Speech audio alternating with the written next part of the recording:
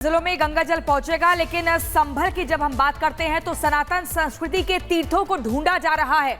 तो आज संभल में वो होने जा रहा है जो सालों से नहीं हुआ है। संभल में भगवान की जो मूर्तियां मिली हैं और जो बंद मंदिर खोले गए हैं, उन पर आज गंगा जल छिड़का जाएगा। कैसे, इस रिपोर्ट में देखिए।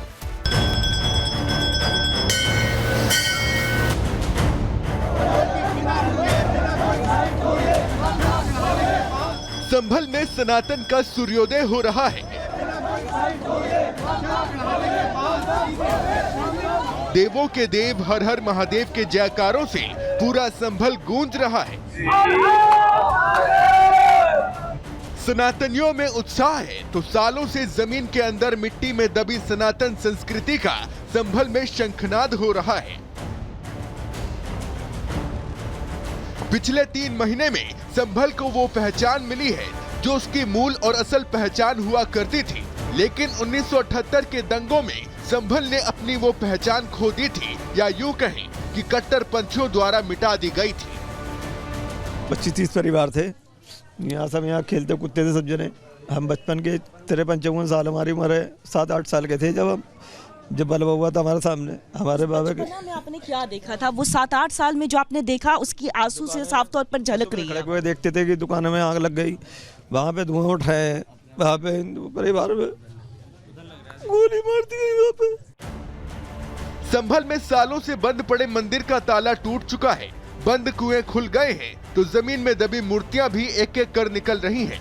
लेकिन आज संभल में सनातनियों का भाग्य फिर जागने वाला है। कट्टरपंथियों को मिर्ची लगने वाली है, वो इसलिए क्योंकि तीर्थराज प्रयागराज महाकुंभ से लाए गए त्रिवेणी संगम के जल को आज संभल के सभी प्रमुख तीर्थ स्थानों पर छिड़का जाना है। संभल के सभी प्रमुख तीर्थ स्थानों का गंगा जल से अभिषेक होगा। खुदाई के दौरान देवी देवताओं की जो मूर्तियां मिली हैं, उन पर भी त्रिवेणी संगम का जल छिड़का जाएगा।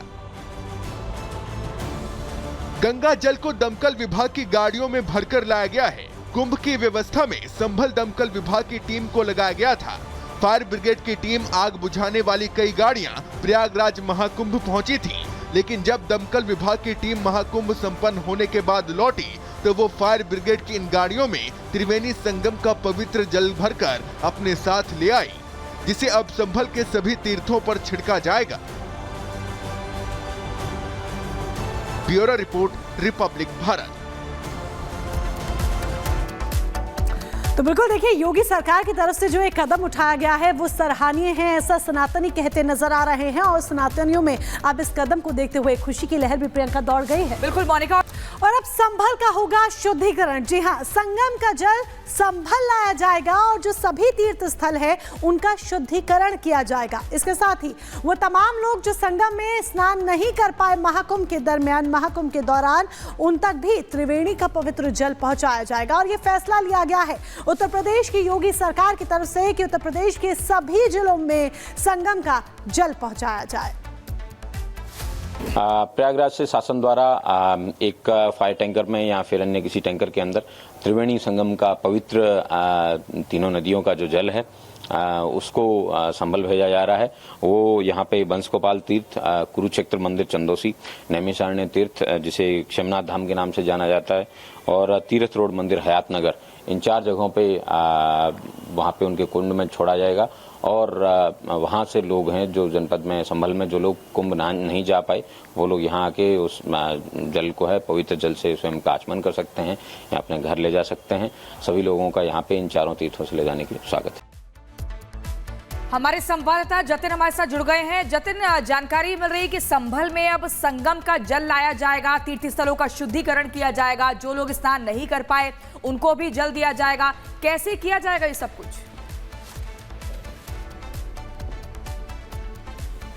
के जरिए जो जल है वो संगम पहुंचे, यानी कि संभल पहुंचेगा। अमूमन हर जिले से जो फायर टेंडर है वो प्रयागराज की तरफ भेजे गए थे बंदोबस्त के लिए, और उन्हीं फायर टेंडर जब वापस लौट रहे हैं तो उसके अंदर संगम का जो जल है वो भेजा जा रहा है। संभल में 4 जगहों पर जो कुंड बने हुए हैं, जो कि एक्टिव कुंड है, वहां पर उस संगम के जल को एक तरीके से डाला जाएगा, जिसके बाद वो लोग जाकर स्नान कर पाएंगे जो लोग किसी कारणवश महाकुंभ नहीं पहुंच पाए। और कहीं ना कहीं कुछ ऐसे मंदिर है, वहां के शुद्धिकरण को लेकर भी जो यहाँ के महात्मा है साधु संत है वो बात कर रहे हैं कि उस मंदिरों के शुद्धिकरण जो है वो उस जल के द्वारा किया जाएगा। जो जानकारी मिल रही है तकरीबन 11 बजे के आसपास जो टैंकर है वो एक तरीके से संभल पहुंच जाएगा और उसके बाद 4 अलग अलग तीर्थों का जिक्र जो कि एसपी लगातार कर रहे हैं, उन जगहों पर वो टैंकर जो फायर का एक तरीके से दमकल की गाड़ी है वो पहुंचेगी और जो लोग अपने घर बॉटल्स या कैन के जरिए जल ले जाना चाहेंगे तो उनको भी वो जल जो है वो मुहैया कराया जाएगा। पिछले तस्वीर आपको दिखा रहे हैं, सेना का ऑपरेशन जिंदगी लगातार जारी है और ये तस्वीर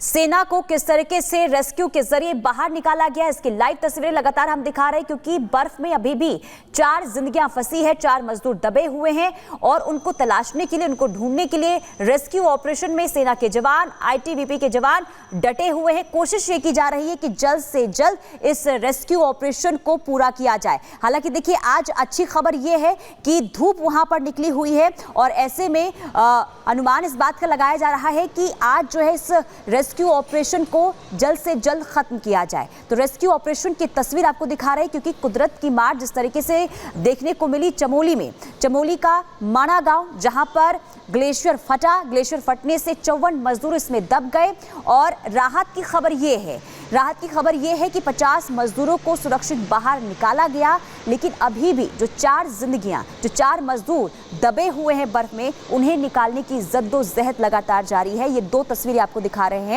रेस्क्यू ऑपरेशन की, लगातार रेस्क्यू ऑपरेशन जारी है। दूसरी तस्वीर जोशीमठ से और यहाँ पर क्योंकि देखिए यहीं से जो है लगातार ये की कोशिश की जा रही है कि जिन्हें बर्फ से निकाला जा रहा है उन्हें प्लेन के जरिए जल्द से जल्द अस्पताल तक पहुंचाया जाए ताकि उन्हें तुरंत उपचार मिले। हालांकि आपको बता दें कि इस पूरी घटना पर खुद प्रधानमंत्री नरेंद्र मोदी की भी नजर है और मुख्यमंत्री पूरी इस घटना पर खुद देखिए नजर बनाए हुए नजर आ रहे हैं। वो चमोली भी कल पहुंचे थे, अधिकारियों से उन्होंने जाना कि क्या स्थिति है, कितना और वक्त लगेगा रेस्क्यू ऑपरेशन को अंजाम तक पहुंचने में। तमाम जानकारियों पर खुद मुख्यमंत्री लगातार नजर बनाए हुए हैं और ये तस्वीरें लाइव आपको दिखा रहे रेस्क्यू की।